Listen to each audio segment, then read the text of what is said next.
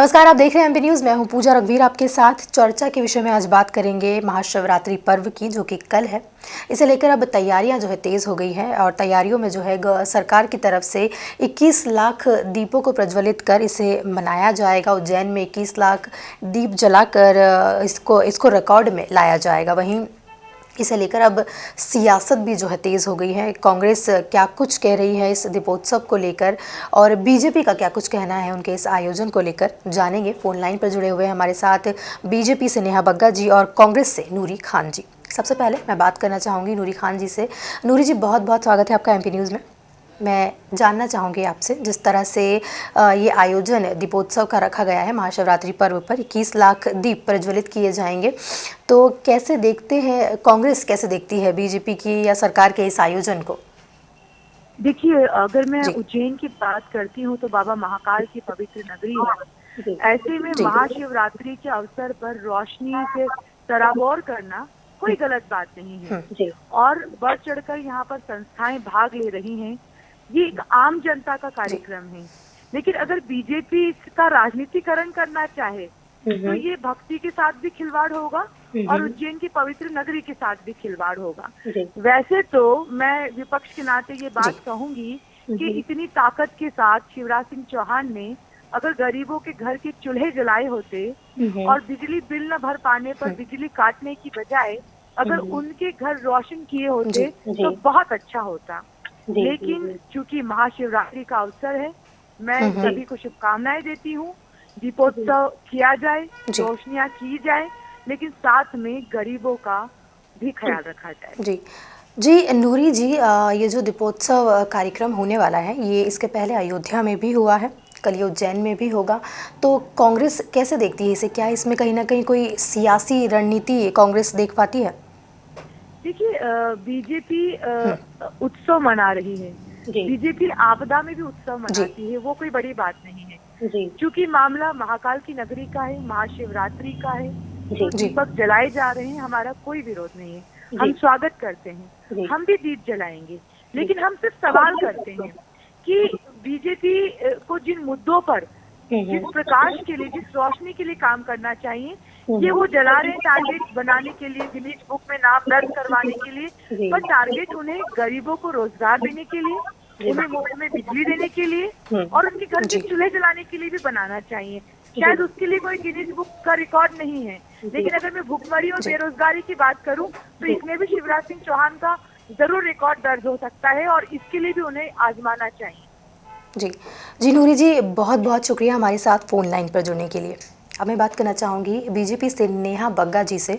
नेहा जी, बहुत स्वागत है आपका एमपी न्यूज़ पर। जानना चाहूँगी आपसे, जिस तरह से कल उज्जैन में 21 लाख दीपों को प्रज्वलित कर आयोजन रखा गया है, तो क्या है ये पूरा आयोजन सरकार की तरफ से? और वहीं दूसरी ओर जो है कांग्रेस लगातार निशाना साध रही है। कांग्रेस का कहना है कि ये जो आयोजन है, जो कि पहले भी हो चुका है, सरकार को कहीं ना कहीं गरीबों के चूल्हे जल रहे हैं या नहीं, उस और ध्यान देना चाहिए, या राज्य में भुखमरी पर ध्यान देना चाहिए, इसे भी लेकर कांग्रेस निशाना साध रही है। आप कैसे देखते हैं आप इसे? देखिए, आयोजन की जानकारी तो आपके पास है ही। आपने बताया कि 21 लाख दिए जो हैं, जो भक्त हैं उनके माध्यम से जगाए जाएंगे कल उज्जैन में। महाशिवरात्रि का महापर्व है और सबसे मूल बात ये है कि जब भी हिंदुओं का कोई पर्व आता है तो उसमें मुखरता से कांग्रेस पार्टी कूद पड़ती है और विरोध करने लग जाती है। उसकी आड़ में अलग अलग बहाने देने लग जाती है। आप होली देखिए, आप दिवाली पे पटाखे जलाने को देखिए, आप महाशिवरात्रि के पर्व को देखिए, आप श्री राम जी को काल्पनिक बताने वाली कांग्रेस पार्टी, सलमान खुर्शीद बोको हरम से जोड़ देते हैं हिंदुओं को। जिस तरीके से राहुल गांधी विदेश में जाकर कहते हैं कि भाई अगर देश को किसी से खतरा है तो वो हिंदुओं से है। और सबसे महत्वपूर्ण जो अभी हाल ही में घटना घटी है कि हनुमान चालीसा करने पर प्रदेश कांग्रेस की अध्यक्ष को सिर्फ इसलिए हटा दिया गया क्योंकि वो हनुमान चालीसा का पाठ कर रही थी और प्रियंका गांधी प्रोपेगेंडा चल रही थी हिजाब के लिए, क्योंकि 5 राज्यों में चुनाव थे। तो इन सबको देख के स्पष्ट दिखाई देता है कि हिंदू विरोधी जिस तरीके से कांग्रेस पार्टी की मानसिकता हो गई है, हिंदुओं को नीचे दिखाने वाली जो मानसिकता कांग्रेस पार्टी की हो गई है, वही कारण है कि ये बार बार जब भी कोई हिंदुओं से संबंधित पर्व आते हैं तो ये इसमें विघ्न लगाने का काम करते हैं। जैसे देवों का कोई कार्यक्रम होता तो राक्षस बीच में आ जाते थे, उसी प्रकार से कांग्रेस पार्टी की भूमिका है यहाँ पर। देखिए, भारतीय जनता पार्टी की केंद्र की सरकार हो या मध्य प्रदेश की शिवराज जी की सरकार हो, भारतीय जनता पार्टी का क्या ध्येय है? सबका साथ, सबका विकास।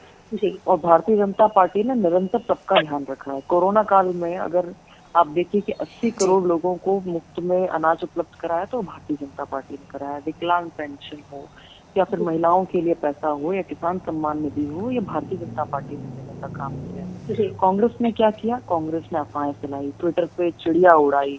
और कांग्रेस जिस तरीके से कमलनाथ जी का बयान आया कोरोना पैंडेमिक के समय, देश बदनाम है, तो आप सोचिए कि इनकी मानसिकता जो है वो सिर्फ और सिर्फ जो पॉलिटिक्स करने के लिए जो घृणित मानसिकता होती है उसको फैलाने का काम ही जनता के बीच में करते हैं। कांग्रेस गरीबों की बात किस मुंह से करती है? आप जानते हैं कि सबसे पहले गरीबी हटाओ का नारा कांग्रेस पार्टी में इंदिरा गांधी जी ने दिया था 70-71 में। तब गरीबी हटाओ। सोनिया गांधी जब अध्यक्ष बनी तब गरीबी हटाओ। राहुल गांधी जब आ गए तब गरीबी हटाओ। प्रियंका गांधी महासचिव बनकर आ गई तब गरीबी हटाओ। अरे भाई, आपने तो गरीबों को हटा दिया मुख्य धारा से। पर आज गरीबों को ध्यान में रखते हैं उनको आवास कौन उपलब्ध करा रहा है? मोदी जी, शिवराज जी की सरकार। आज उनको आयुष्मान योजना से किसने जोड़ा है? भारतीय जनता पार्टी की सरकार ने। आज महिलाओं को सम्मान से जीने का अधिकार किसने दिया है? भारतीय जनता पार्टी की सरकार ने। राशन भारतीय जनता पार्टी की सरकार ने। किसान सम्मान निधि भारतीय जनता पार्टी की सरकार ने। पोषण आहार, पोषण माह कौन मना रहा है? भारतीय जनता पार्टी की सरकार।